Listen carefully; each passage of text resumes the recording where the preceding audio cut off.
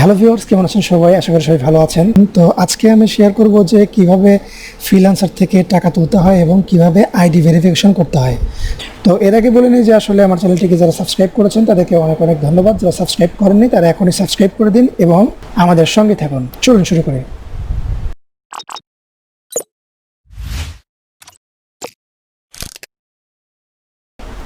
আমি আপনাদেরকে দেখাবো যে কিভাবে আইডি ভেরিফিকেশন করতে হয়, এর একটা ভালো একটা ধারণা দিব।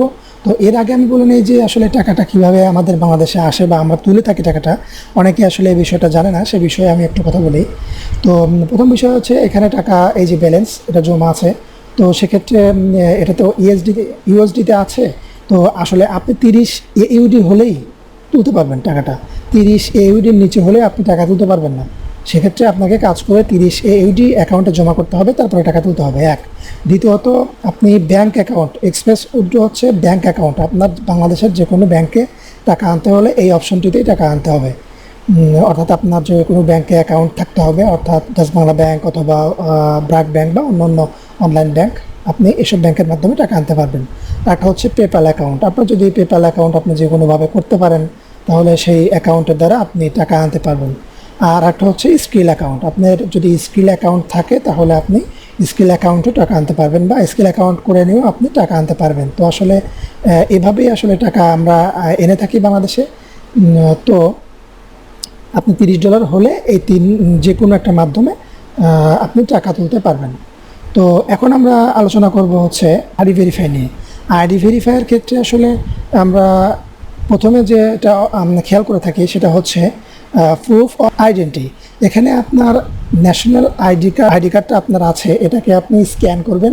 স্ক্যান করে ফ্রন্ট এবং ব্যাক পার্ট দুটোকেই আপনি স্ক্যান করবেন এবং এই অপশনটাতে পাঠিয়ে দেবেন, তাহলে আপনার 1 নম্বর স্টেপটা কমপ্লিট হয়ে যাবে। আচ্ছা, দ্বিতীয় হচ্ছে কি কোড ভেরিফিকেশন। কি কোড, ওনারা একটা কি কোড দিবে, সেই কি কোডটা আপনি কাগজে সুন্দর করে লিখবেন। লেখার পরে এটা ডান হাতে নেবেন এবং আপনার যে এনআইডি কার্ডটা আছে সেটা কিন্তু বাম হাতে ধরবেন। বাম হাতে এইভাবে, এই যে একটা ছবি আছে এইভাবে আপনি ধরবেন। ধরার পরে একটা সুন্দর করে ছবি তুলবেন যাতে আপনার কি কোডের ছবিটা সুন্দর করে বোঝা যায়, অর্থাৎ ডিজিটগুলো ক্লিয়ারভাবে বোঝা যায় এবং এনআইডি কার্ডের যে নামগুলো আছে বা ডিজিটগুলো আছে সেগুলো যাতে সুন্দর করে বোঝা যায়, এইভাবে একটা ক্লিয়ার করে ছবি তুলে আপনি এখানে আপলোড করে দেবেন। আচ্ছা, দ্বিতীয় নাম্বার স্টেপ কমপ্লিট করবেন এভাবে। তৃতীয় নাম্বার স্টেপ হচ্ছে প্রুফ অফ অ্যাড্রেস।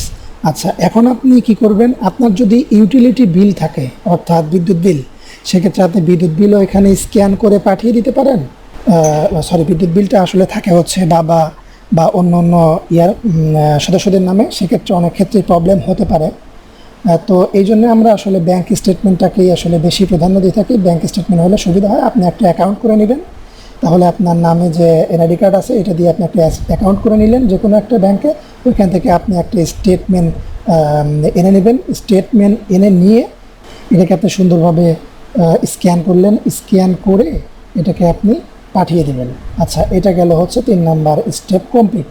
কিছু বিষয় আছে, সেটা হচ্ছে অনেকেই আসলে বুঝতে চান না যে আসলে আমার এনআইডি কার্ড যদি একটা নামে থাকে বা আপনার ব্যাংক স্টেটমেন্ট যদি একটু ভুল হয়, অনেকের ক্ষেত্রে, অনেকের যারা আগেকার অ্যাকাউন্ট আছে অনেক পূর্বের, এক্ষেত্রে অনেকটাই সমস্যা আছে। আমার এর আগে 2টা অ্যাকাউন্ট ছিল, সেক্ষেত্রে আপনার ব্যাংক অ্যাকাউন্টের যে নাম এবং এনআইডি কার্ডের যে নাম এটাকে সেম থাকতে হবে। যদি সেম না থাকে তাহলে সমস্যা হবে। এর জন্য আপনাকে আগে দেখে নিতে হবে সব কিছু সেম আছে কিনা, সেম করে নিতে হবে। তারপরে আপনার ফ্রিল্যান্সার যে অ্যাকাউন্ট আছে, অ্যাকাউন্টেরও সব কিছুর যে অ্যাড্রেস আছে এগুলো সব কিছু সেম দিয়ে, অর্থাৎ 3টার অ্যাড্রেস নাম সেম করে নেবেন, সাবমিট করবেন। সাবমিট করার পর দেখবেন যে আপনার 2 থেকে 3 দিন পর আপনার আইডি ভেরিফিকেশন হয়ে গেছে। তো এই ছিল আজকের ভিডিও। আশা করি আপনাদের একটু হলেও উপকারে আসবে এই তথ্যগুলো। তো সেক্ষেত্রে আসলে অন্য কোনো যদি তথ্য আপনাদের প্রয়োজন হয় অবশ্যই আমার ভিডিওর নিচে কমেন্ট করবেন, লাইক করবেন আমার ভিডিওটি এবং শেয়ার করে আমাদের পাশে থাকবেন। দেখা হবে অন্য কোনো ভিডিওতে। ধন্যবাদ সবাইকে।